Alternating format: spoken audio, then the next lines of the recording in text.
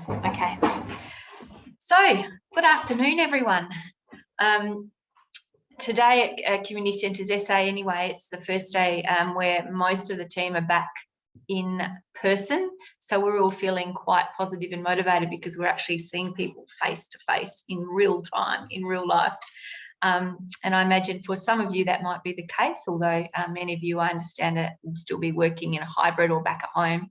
But nevertheless, great to see everyone on board to the first of the 2022 conversation series, which we started 2 years ago in the first round of COVID. And we quickly discovered that, you know, each session we ran around a particular theme, we were getting sort of 80, 90 participants. And it was something that people were really craving, that opportunity to really focus on a particular theme or topic as a sector and delve into that. So pretty much based on popular demand, we have brought it back again, and we're delighted that the very first one we're going to be holding here and now is around philanthropy, because that's a bit of a mysterious space for some. Stacey and Kate, who I'll introduce you to in a minute, and Will, you've probably never been categorised as being mysterious, but that's just setting the scene for something a bit interesting that's about to happen. First off, I would like to acknowledge that I and imagine many of you are sitting either in your homes or in your offices or sometimes in cars or other places from the land of Ghana, people who always have been, are and always will be the owners of this land, and I pay my deepest respects to those peoples.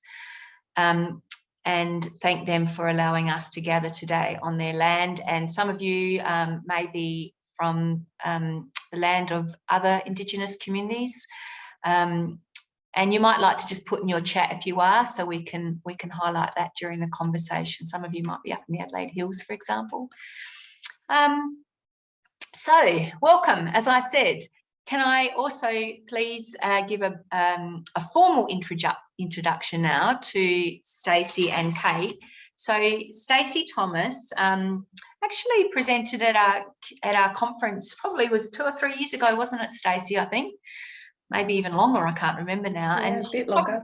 She's probably well known to a lot of you. She's the CEO of the Wyatt Trust, which is really one of Australia's, I guess, oldest and most well-known grant-making trusts. And Stacey will tell us a bit more about that trust in a moment. But prior to that, Stacey was a CEO at the Fay Fuller Foundation, also a philanthropic org that I know a few community centres intersect very closely with. And not only in that role as CEO of those two philanthropic organisations, but Stacey also holds a major of business in philanthropy and social investment. I didn't know you could do a degree in that space. So Stacey is more qualified than most of us to be able to speak to what philanthropy is all about and what it means for our sector to understand a bit more about this space. So welcome, Stacey. Thank you. Pleasure to be here. Stacey, just give us, you know, like a snapshot about yourself, your journey into philanthropy and the Wyatt Trust.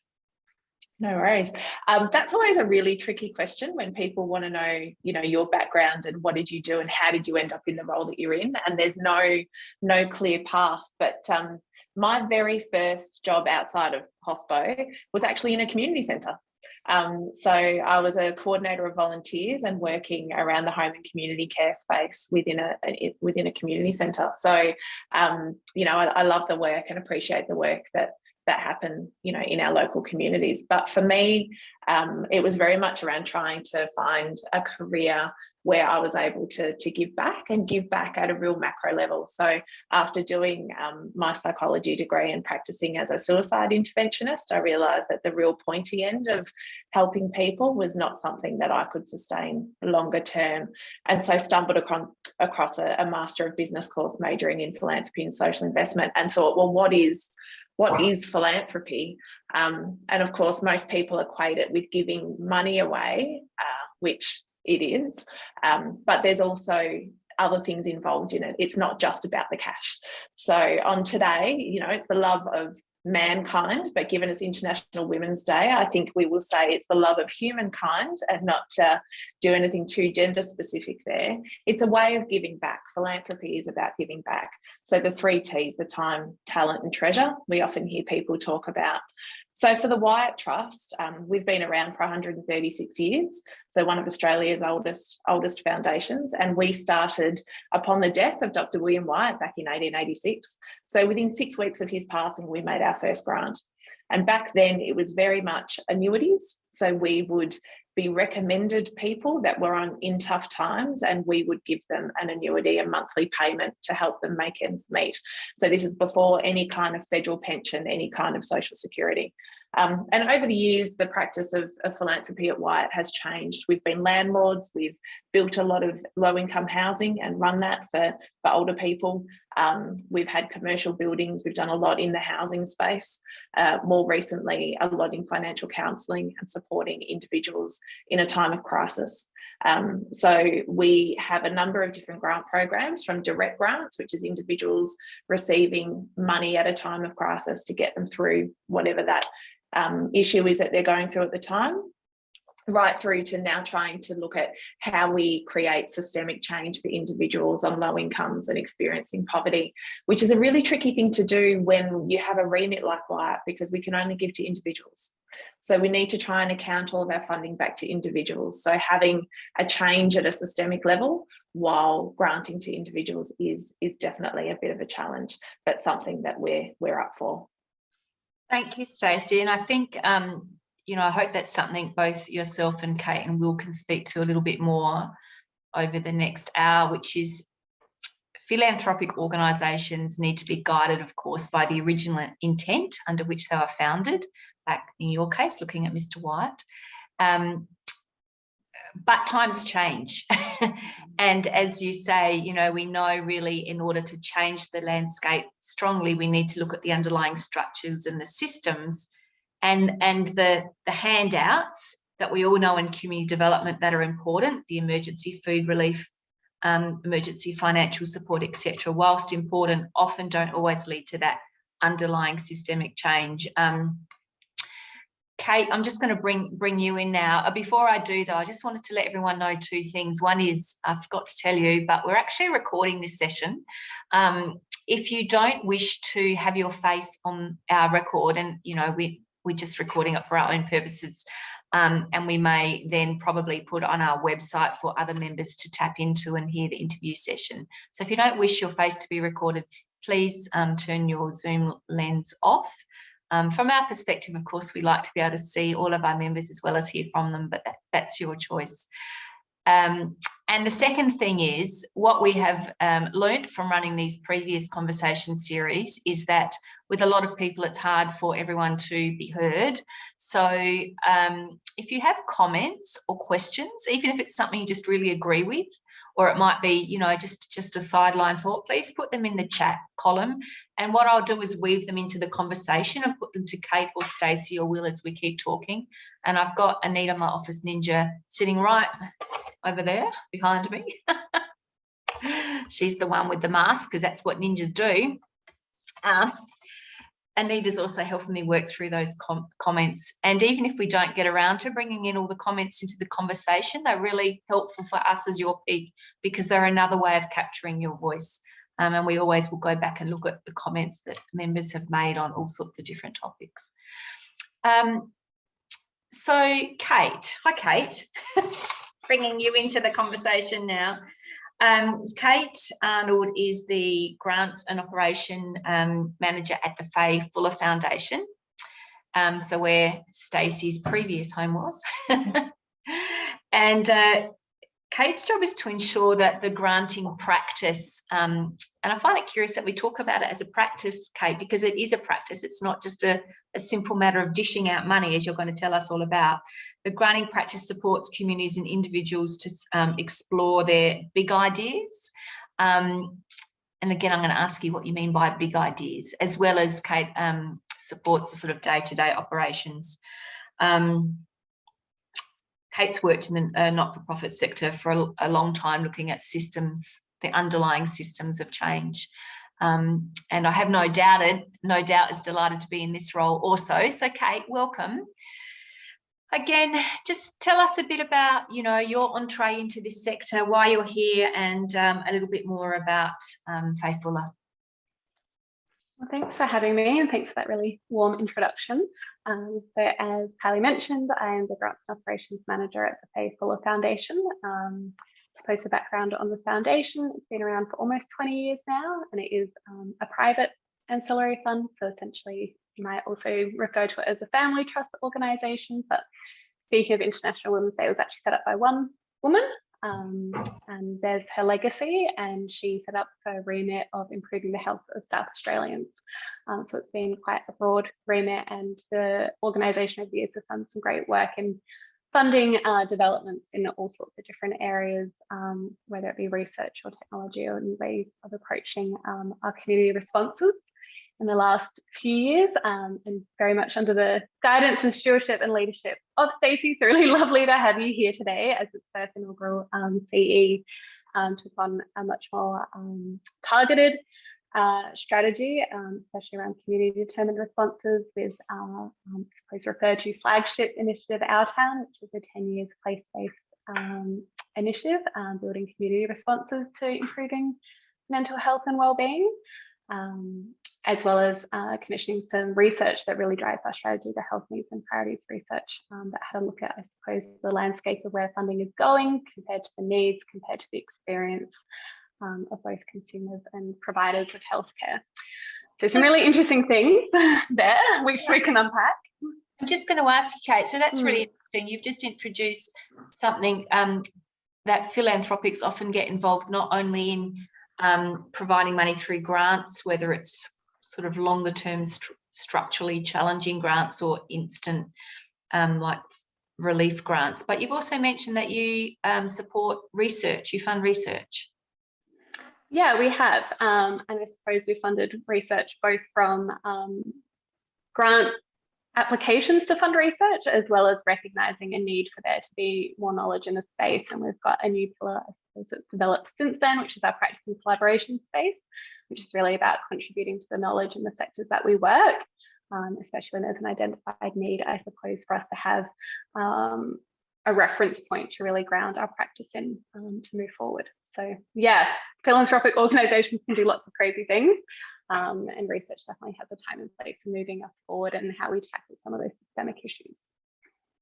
So that might be a really interesting time to, for people just to ask questions, just to post them around, because I'm going to ask the question of Stacey and Kate, what is philanthropy? But if you've got questions, post them through now, thinking about wearing your own hat working in community centres. Kate's just thrown the challenge out there about research that responds to particular needs or issues. You might have a thought about a particular space you think it's incredibly important that's being overlooked at the moment, or you might just have a question you want me to pose. And I'll come to you in a minute, Will, about your own journey too. But Stacey and Kate, what is philanthropy? Because in my mind, like when I first came to Community Centres SA, I had worked federal government, state government, local government, the private sector, international aid and academia. So and my own private business. So across most sectors really, and I had very little understanding about philanthropy, except that I thought someone probably died a couple of 100 years ago and they were really wealthy and they left a lot of money to do some good stuff. That was about my knowledge of it. And I always thought it's for those people out there, it's probably all over in Sydney and Melbourne. It doesn't relate to little old South Australians. It's just big buckets of money for big mining magnates to do great things, but it probably doesn't relate to my world or community centres world.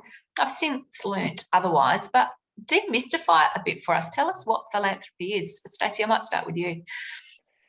Well, I think there's the definition of it, as we sort of said, the love of humankind, but what's exciting to me is seeing the new generation of philanthropy coming through. It's no longer around, old money and old wealth and traditional wealth and bequests. There's actually some really super exciting stuff happening with people recognising that they want to participate in philanthropy while they live, so give while they live, and actually get involved in making a difference now, because there's no more urgent time than now. You look at all of the issues that you guys are addressing, that we're trying to address. We can't wait until the next generation passes away to leave some resources. So philanthropy for us, yes, there's the money component, and that is often where people start. But the way we look at it at Wyatt is everything that we do is about addressing our objects. So helping people that are in the poor and needy circumstances is the wording in our act. We look at it as challenging inequality and eradicating poverty. That's what we want to do. So yes, we have money, and we grant money to individuals and organisations working with individuals to challenge inequality and eradicate poverty. But it's also about our time. Everything that we do as a staff group, if what we're doing and our output isn't working towards addressing that, then we shouldn't be doing it. That's part of our philanthropy. It's also about our investments. If our investments aren't actually looking at how they're potentially harming the planet, and making sure they're having a positive impact as well as financial return, then we're not doing our job. So we're basically, for us, philanthropy is looking at our entire output, not just the money that we're giving away, and making sure that that's working towards making a better world for us, people in financial hardship. Thanks, Stacey. I've written down the term, well, of course, I've got time, talent and treasure. I love that bringing together of what philanthropy is all about. But I love the term give while they live. And you really then, I think, challenge that notion that philanthropy only relates to old money.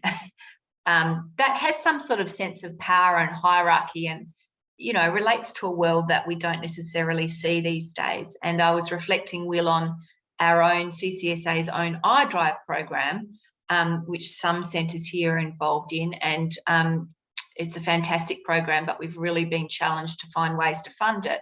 And we have managed to build a relationship with a great chap from Queensland, who essentially is a modern day philanthropist. He has some resources available that he's put towards the program, a lot of resources that he's put towards the program.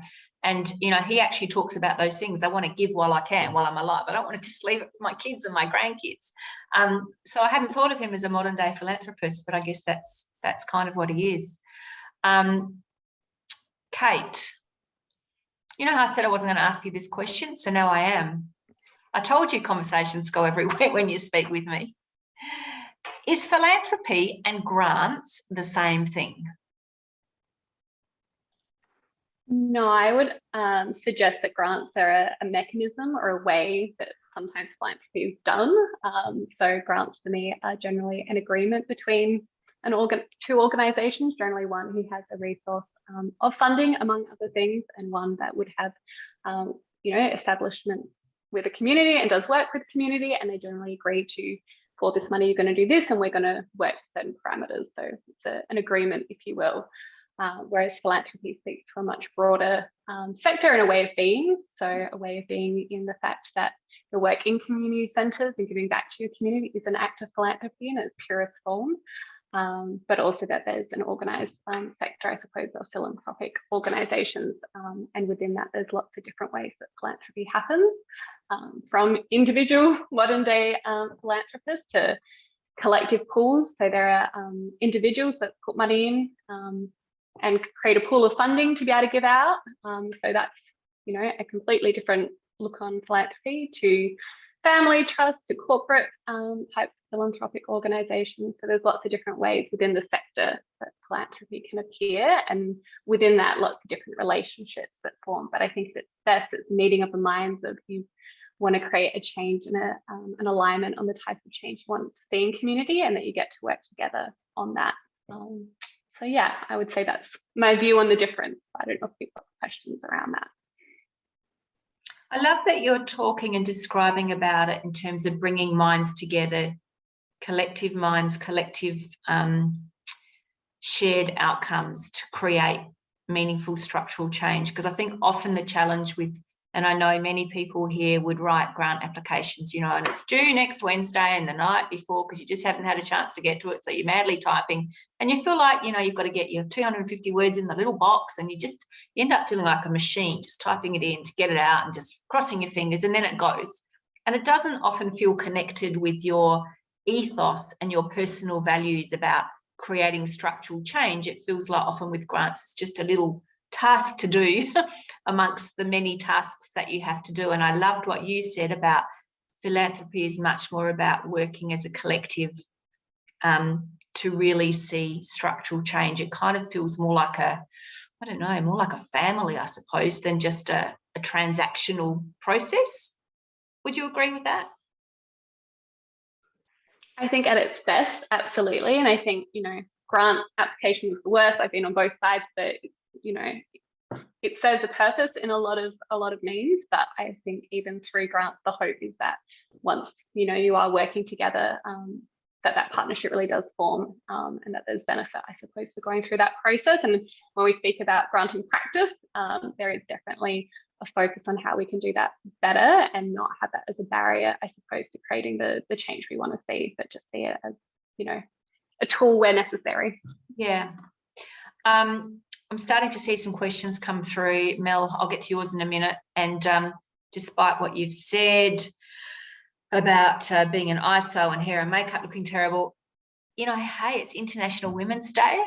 Like, we're all there. Look at me, my hair's up because, well, you know, women, you put your hair up on the bad day, hair days. But notwithstanding that, I'll get to your question in a mo. And hi, Tammy, I'll get to yours as well. No, I'd be really interested to know if anyone has any dealings with philanthropic organisations and what are the projects or the activities that are being funded or that there's a relationship with. Might not be current, it might have been past. I'd be interested if people could make note of that. Will, well, afternoon. Hello, how are you? Good. So Will, for those of you that don't know, is our CCSA's Chief Social Investment Officer, and a man of many talents. Like, I'm not sure if Will's going to give his whole story about coming to work in this space, but I can tell you, like many of us, it's kind of gone around like this. And at one point it's involved climbing trees amongst many other things. Will, tell us, you know, because you came to us from having worked most previously in the Bronx in the States in this space. Tell us a bit about your journey into the sector and you know, why you're here now, and I guess how have you seen community centres work directly with philanthropic organisations for the benefit of the community? Yeah, so I mean, I sort of came on a long winding journey into the sort of development area of not-for-profits. You know, my father was an Anglican minister, and we, you know, we'd drive up the driveway, and there'd be a homeless man sitting by the door waiting for Dad to help him out with petrol or with food. And you know, I always had my parents responding to people's needs as I was growing up, and that really shaped my interests and especially my career interests on a long winding journey. And I sort of ended up moving to the US and sort of trying to find a job, you know, with my many different skills. And I landed at Kingsbridge Heights Community Centre in the Bronx. And really what drew me to that organisation was the mission. You know, I really wanted to be able to connect to the mission of an organisation. And that was an amazing opportunity for me to sort of work in a community garden setting and build that program so that children, youth and adults were learning about fresh produce, how to use it, and really improving their health in that respect. And I quickly moved from that position into the Director of Development position, and really worked to you know, build partnerships and collaborations to benefit the organisation, but also benefit the work we were doing in the community. And I suppose the main example I've got for you today is COVID-19, you know, and the importance of the philanthropic sector when addressing the need of a community. And in this example, it's a very heightened need. So I was in the Bronx during COVID-19, and you know, the community, who was already very low income, got hit really hard, and 63% of our community lost their jobs. 30 to 40% were undocumented immigrants, so they didn't have any sort of web to fall back on in these situations. And what I did with my team was we raised $400,000 in 4 months to scale up our operations just for people to live. We scaled up our pantry from 40 families to 800 families a week, and we started giving micro grants to families for bills, medication, for a lot of different reasons, just so they we can keep them going until they get past this massive hump. And I suppose what was so special about that experience for me was, you know, the power of philanthropy. Foundations, corporations, individuals coming together and really coming together as one to solve a problem or to solve a need for a community. And at their biggest time of need, I mean, that was the biggest time of need for the Kingsbridge Heights community in the 50 years that organisation has existed. So what really drove that was the partnerships and the collaboration that we had built over a number of years before that event. And that really held us really strong at that point in time. We had foundations giving us money. We reached out to foundations that we were already had partnered with, and they gave us money to this cause. And we actually doubled our individual donors at that point in time as well. So just reiterating those relationships were really important. And Will, I'm just looking at one of the comments here from Donatella out north.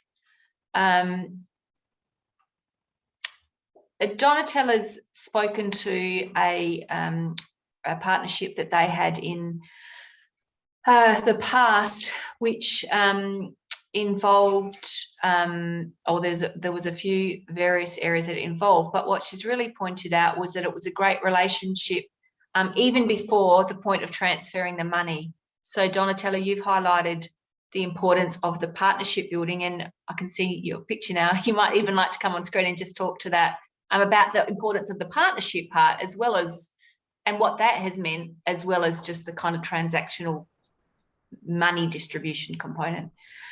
Yeah, thank you. I guess that's the point. The point is, you mentioned before, we're frantically writing grants, we're always looking for bits and pieces, but you don't seem to have that relationship. You fill in the blanks, you send it off, you get great feedback, as in, emails and the timelines, but there's no relationship building.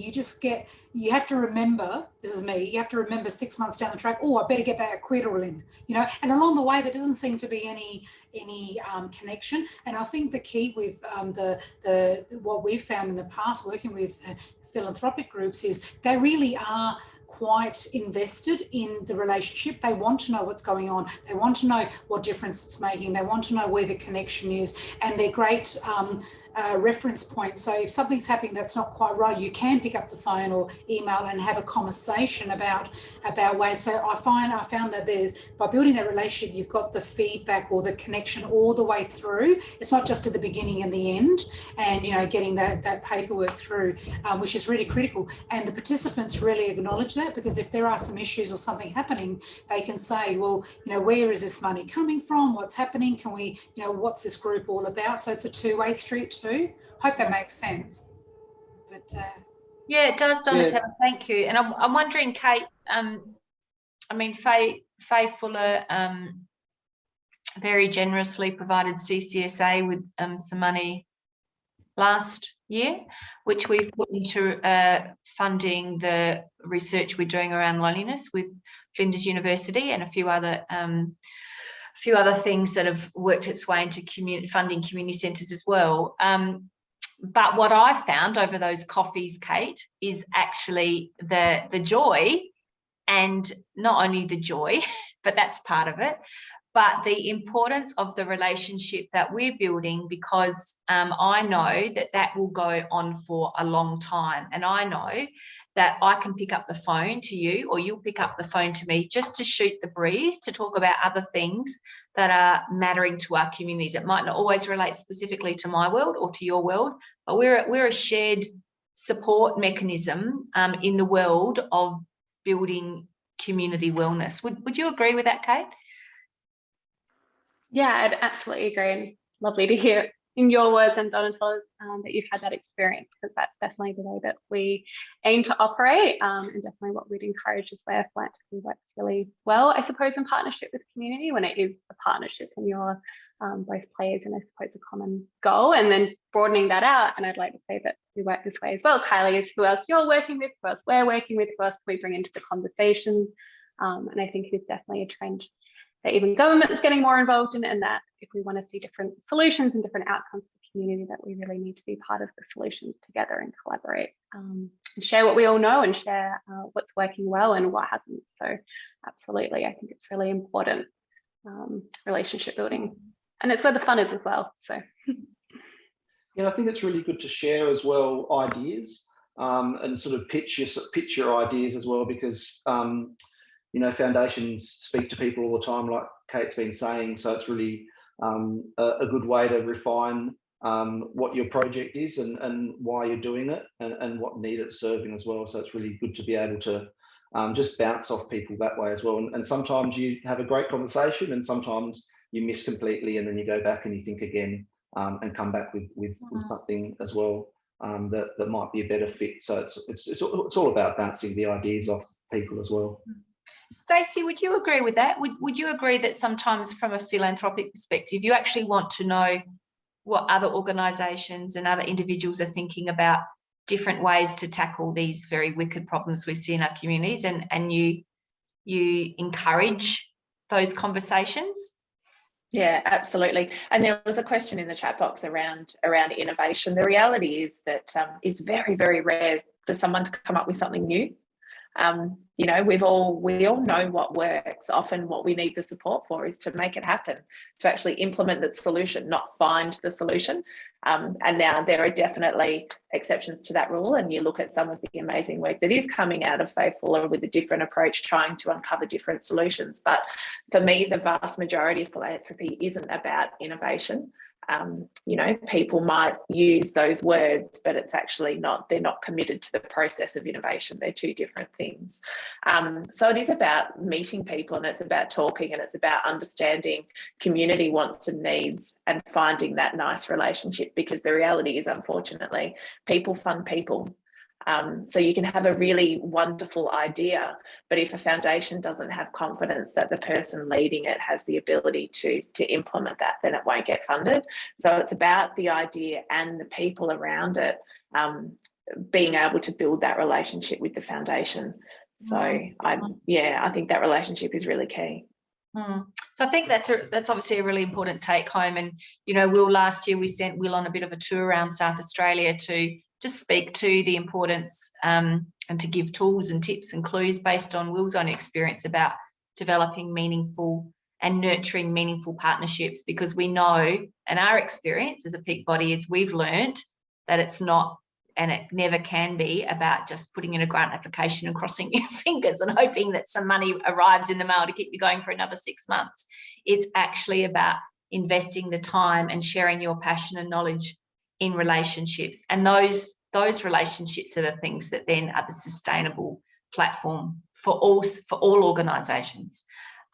Will, I was just going to ask you, Mel from Southern Volunteering has written something which Stacey has just picked up on, but be interested in your perspective. So Mel has mentioned that traditional funding, I'm reading it out here, traditional funding bodies are increasingly reluctant to fund continuation of successful proven services.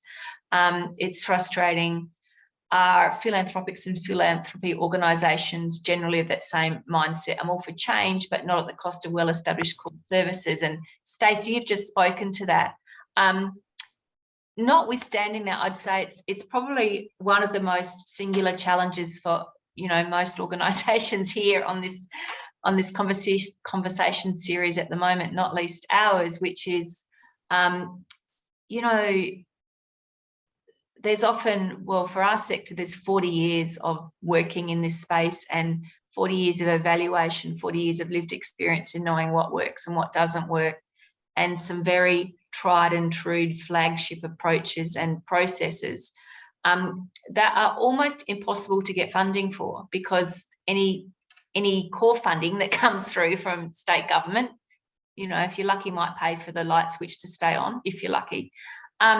And we find that too. And I take the point about innovation, but it is a big issue actually. And I was just wondering if you had any comments about that.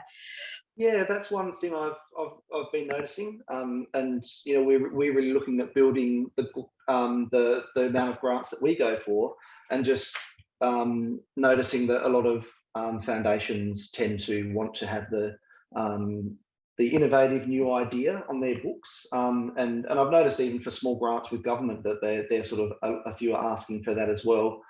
And I suppose some of my conversations have been around, just like Kylie suggested there, you know, a lot of community centres have long-standing programs that have good outcomes, that are making a real difference in the communities that they're in, but they struggle to support it, and they work on less resources, on the smell of an oily rag to continue that program. When I suppose, how do we convince a foundation that it's a worthwhile thing to support, but also grow and make sustainable for that community and other communities if it's a good fit for the foundation, obviously. So yeah, I'd love some comments on that, you know, around how we can, you know, I suppose a lot of the work that we do, we find grants like that and think, oh, how can we adjust our programs to fit, where it's not really that's not the right you know, way to do it either. So there's sort of a bit of a miscommunication there. If I can jump in, Kylie, I'd love to call a couple of things out. And I can see Kate smiling, and I wonder if, because she knows I'm about to start dropping truth bombs, which I'm inclined to do, but hey, there's 23 of us and we're all friends, and yes, it's been recorded, but you know, I won't think about that. There are some things that we really, really suck at philanthropy as a sector. So I'm not calling, you know, any individual foundation or person out, but I think that inherent power imbalance, some foundations really like it. They really like knowing that there's a partner that has to come and develop that relationship and do all of the hard work. And that's just the way it is. It's not how Wyatt operates. It's certainly, I know, not how Fay Fuller operates, but it is how the sector generally operates. And it's really unfair. And so when you have a program within a community centre that you know is having great impact and is doing good work, the fact, Will, that you're sitting there saying, and you know, we need to think about how it fits within other people's guidelines, and it's philanthropy's role to be sitting there thinking about how we adapt and how we've developed our strat plan. So oftentimes, not all the time, but oftentimes strategic plans for foundations are developed doing desktop research in an ivory tower. They're not developed actually going out there and talking to community and understanding. So it's really unfair, and I acknowledge that. But I think that's sort of at the crux of what, you know, community centres and other organisations are coming up against. You're coming up against really solid, impermeable structures sometimes. So it's about finding the philanthropy that, you know, like Kate, is happy to sit down, is happy to have a conversation, develop a relationship and learn, and then get to the funding bit. So when you start with the funding and you haven't had the time to actually learn and adapt to each other, it can make it much harder to actually secure that funding. Okay, I love that, those words of wisdom, Stacey, that you've just finished that sentence off with, which is, hey, yep, that is part of the sector. but it brings it back to the importance of relationship building and seeing that as the key outcome, a great relationship with another organisation that shares a similar ethos. And out of that, other things might grow, which might be funding or it might not. But if the focus is always per se on the funding, then this sector, along with every other sector, if our focus is only ever on the funding, but not on the building of and nurturing the meaningful relationships and collectively supporting each other, then I think we'll always be on a merry-go-round. So I really like that focus on, you know, the end goal being the relationship, a meaningful partnership, one that's built around an ethos rather than the end goal being on some money in the bank. But I don't know, have you got any other words of wisdom for, you know, anyone sitting here today from centres or other orgs about how to tackle that? I mean, is there a philanthropic sector overall that gets together? Do you have a professional association of philanthropics that get together to discuss these things? Is there a trend to really examine this kind of thing? Are there people that are speaking up about it in the sector? Break that mysterious wheel down for us a bit. I can sort of speak. I'll throw to Kate in a sec, because I think Kate's definitely the expert on the conversations that are happening in community as well and how they're marrying with philanthropy. But from a sort of macro level, there is a peak body, Philanthropy Australia, which, you know, I'll put a plug in for. I'm a director of. That's a membership organisation for foundations and grant makers, but also for people with an interest in the sector. So you don't need to be a grant maker. I guess in terms of the conversation, yes, these conversations are happening, conversations about relationships and power and how to develop them, but they're opt-in, they're not opt-out. So the people having the conversations are generally those that were always going to do it anyway. So I think the challenge really is around how we bring others along on the journey. But perhaps, Kate, you've got some words of wisdom on that one. My internet did just cut out, so I've missed your point, Stacey. So I'm going to just have to hope that I'm not doubling up at this point. Absolutely hear the struggles, and having worked in the not-for-profit sector, understand. And I think part of demystifying philanthropy is part of that, and part of having these conversations together is the way forward of working out what kind of organisations are out there, what their priorities are, and also what are the needs in community and the great organisations doing the work, and how can we better marry up how resources are being used and how we're responding to community needs. So I think, yeah, focusing on the relationship, but also having those tough conversations and rallying around that is important. So truth bombs are always welcome. But also I think having the collective such as community and having a real advocacy piece, I suppose, around what the shifts have been, especially from a government funding perspective, is always really important, and advocating for where there is need for sustainable ongoing funding of essential services, where there might be needs for us to have a more collaborative approach. And just really start discussing some of these things, because there are organisations that like to keep the power divide, but there are also lots of organisations that are trying their best and just aren't always aware of the barriers they're creating. So I think we're definitely advocating at the foundation for having these conversations in our sector, and also really keen to listen to community and organisations such as yourself about what you're seeing and what's important and how we can work together to shift things. So appreciate you having us. Yeah, thanks, Kate.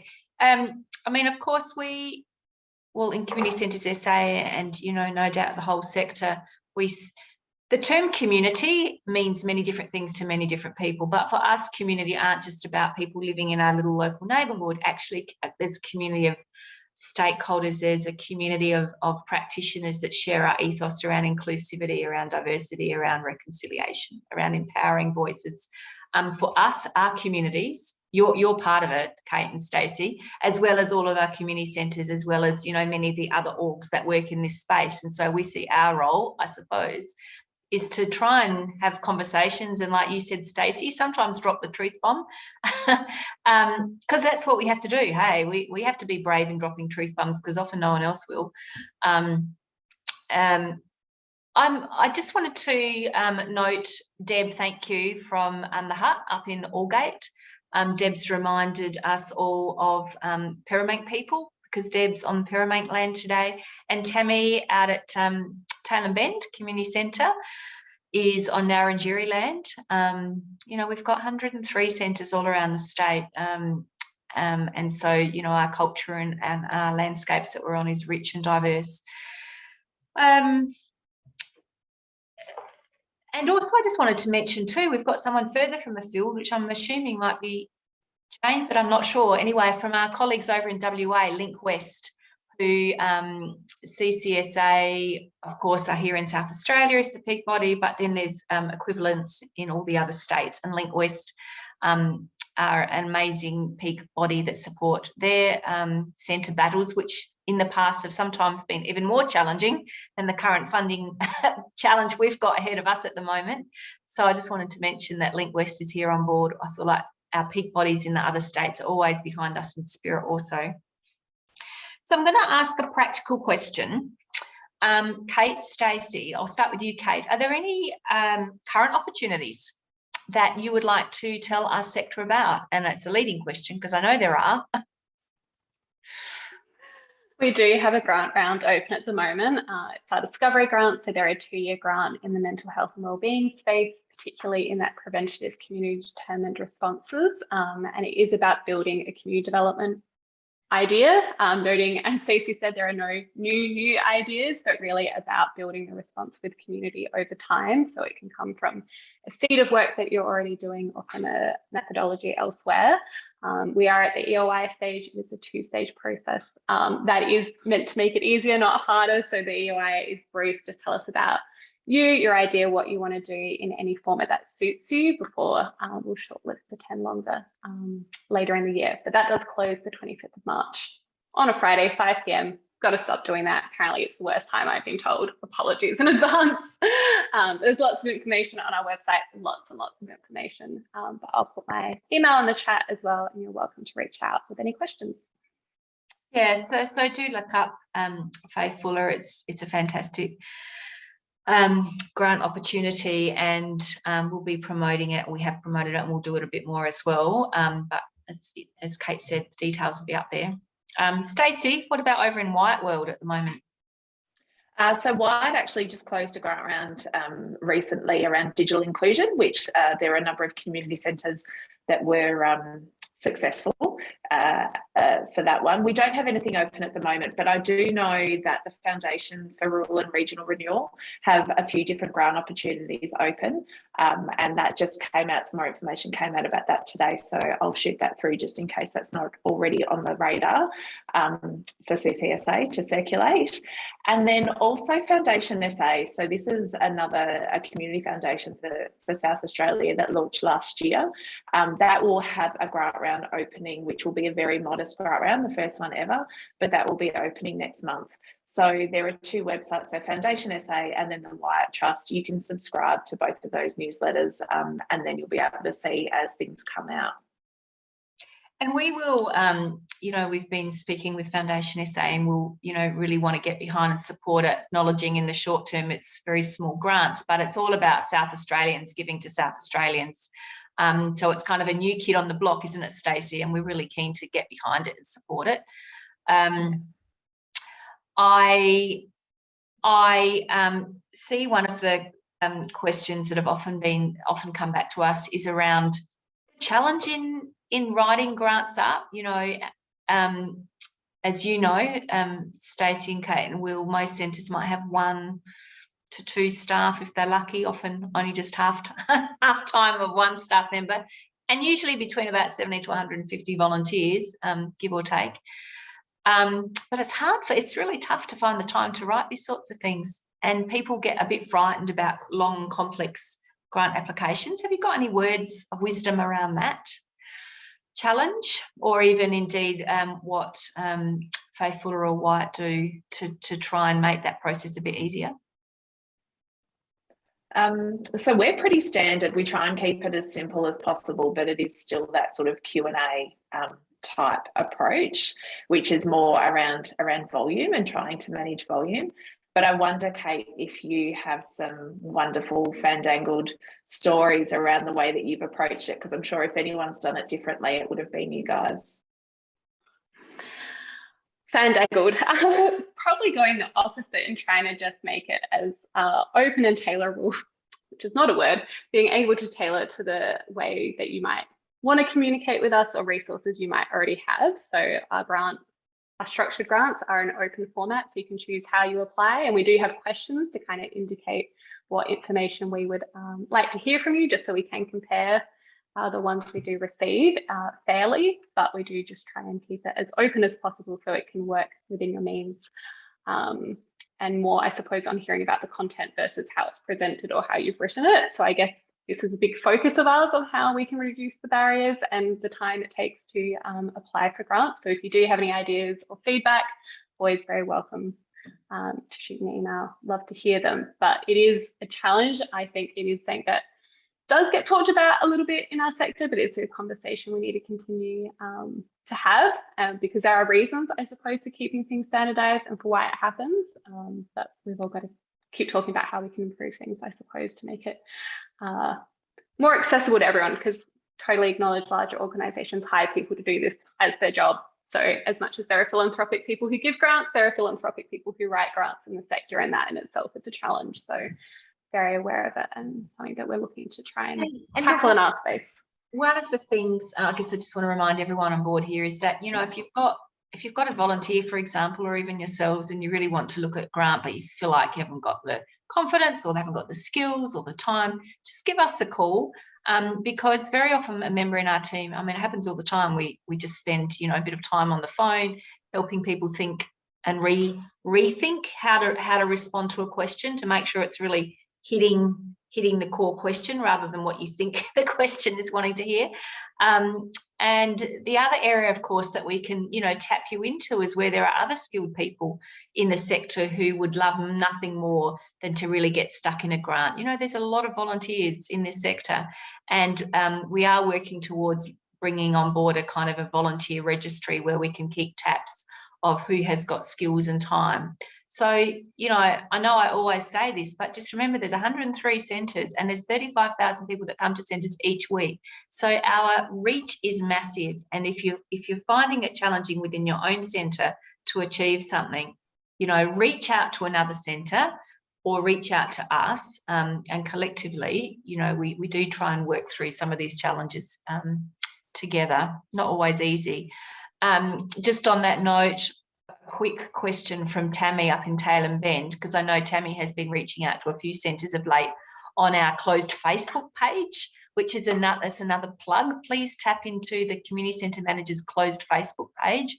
That's where you can pose any question, and any other centre might like to help you. Tammy has posed a few questions of late, but I know she hasn't got much response, so she's feeling the need. Just quickly on that as well, the closed Facebook page, we do post any grant that I get, we post onto that page as well, so you'll be able to find opportunities there as well. Peter, maybe as we're talking, you could just put that in the chat column, closed Facebook page link. But Tammy's just asked the question, they're currently reviewing their constitution to include DGR status, which is the status that you get, which means you can then receive tax-deductible donations. That's actually one of the core reasons why our national body, Anchor, was formed, because it means that any community centre across the country can get access to DGR status, essentially through us and through our national body. So it does already exist.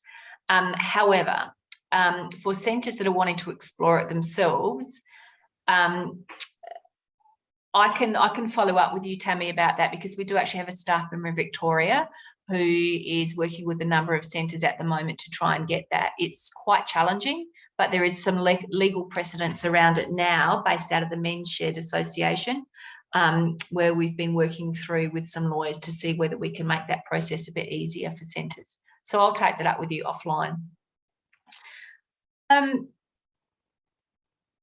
Last question, I reckon, which is from Michelle.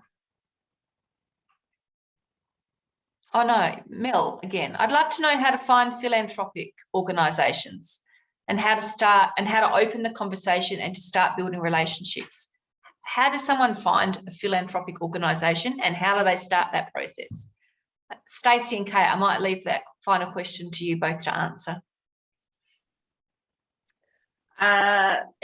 It's the $1 million question. It's the one that we get asked all the time. And the reality is there are some that don't want to be found and they don't have a public presence, and there's not much you can do about it. Is there a directory? Yes, there is. You can spend an awful lot of money on a directory that details have been found and put into, but it doesn't mean that foundation actually wants to be contacted. So just if someone's offering, you know, a directory for $5,000 because they're expensive, just be really, really, really wary of that.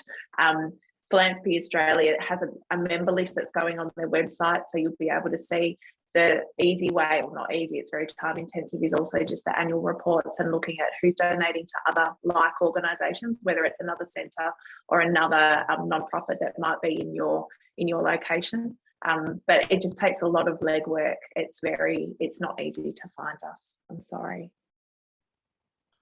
Kate, how does centres start the conversation? Do they literally pick up the phone and say, hi, you don't know me, but I'm awesome? How would you suggest they go about it? Look, for Fay Fuller, absolutely feel free to have a call and say you're awesome. I'll be upfront with you. If we don't have funding available, I'll let you know. But if you want to talk about the work you're doing in this space, we're always open to have a chat, and we'll share the wisdom or the networks that we have.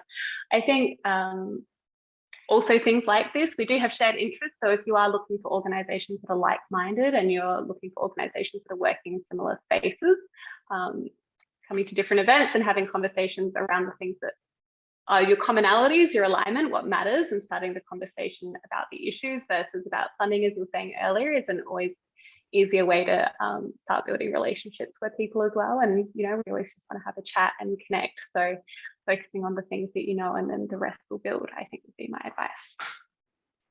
And Will, you've done a bit of this, scouting around to find philanthropic orgs as part of your role.